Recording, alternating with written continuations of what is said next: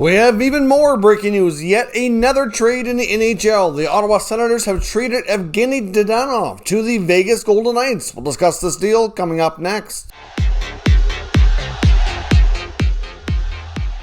So welcome back to another video here at Top Shelf Hockey. Now, as I mentioned, we have yet another NHL trade here today, and it sounds like there's bound to be more. We already have insider information on a ton of signings, so stay tuned. There will be a video coming shortly after free agency officially opens, once all those rumored signings are made official. But for right now, the Ottawa Senators have traded forward Evgeni Dadonov to Vegas in exchange for defenseman Nick Holden and a 2022 third-round pick. The Senators signed Dadonov from the Florida Panthers as a free agent last offseason to a 3-year, $5 million deal. After one season, you could tell that it just was not a good fit. He didn't have any power play points, hardly at all, no power play goals, and that was the main reason they signed him, was to help the power play. Of course, he did benefit from playing with guys like Barkov in Florida for a long time, which certainly will always help your stats, but he is a good hockey player, just not what they need. Now, I do wonder what this means for Vegas, though, bringing in another player on a $5 million contract. They really need help at center.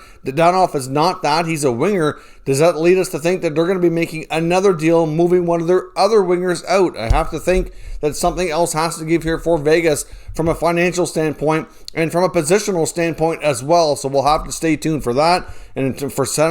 And for the Ottawa Senators, it'll be interesting to see if they do go out and find another veteran forward to kind of mix in here with their young guys, or if they just give the young players even more opportunity. I do think they learned their lesson last year. Most of the veteran players they brought in early in the year to push the young kids really did not do well at all. They lost a ton of hockey games early. Once the kids started to play more, they started becoming a much better team and finished the season very, very strong. So hopefully they learn their lesson from that and don't go down that road again, at least not to that same extent. I could see bringing in one D-man like a Holden to be an extra, veteran insurance piece, and then maybe one extra depth forward, but nothing that's expected to play too high here in the lineup, at least in my opinion. Maybe, if anything, maybe a middle six center, but that's, to me, what would make sense. But I have to think that neither of these teams are done juggling their lineups here completely, and we'll have to see what the day brings here for both sides. So let me know your thoughts on this trade for Dadonov going to Vegas, and we'll talk more in the comments. If you're new to the channel, make sure you subscribe and stick around. We'll keep you up to date with all the latest news here on all 32 NHL teams.